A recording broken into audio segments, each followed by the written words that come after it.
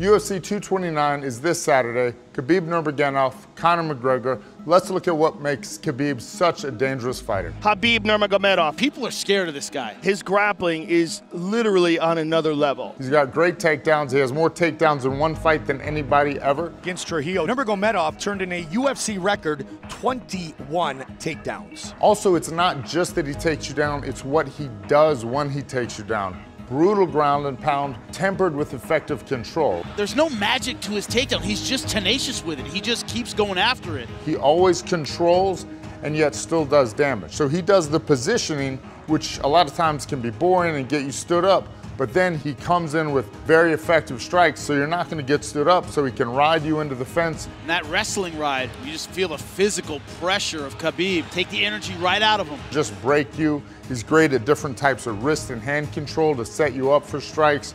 And he seems to be, to some extent, submission-proof. Nurmagomedov just dominates. Khabib doesn't shoot stereotypically. He doesn't necessarily set them up with a punch or a kick. His best shots come off a missed punch. If a slip and shoot, he rushes, he comes forward, he makes you respect the punches to an extent, just off volume.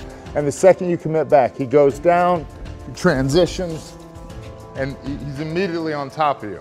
But even if he doesn't hit the initial takedown, he's not concerned with it. He's not even looking for the initial takedown. He's looking for takedown 2, 3, or even 4, or he's gonna drive you to fence, work you there, and then take you down. Habib may be the best grappler in the game today.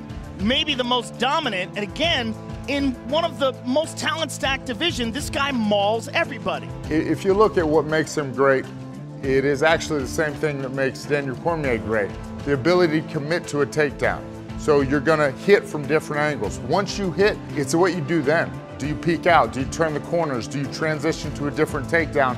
And can you do that in a split second? And can you do that transition, your offensive transition, faster than your opponent can make that defensive transition?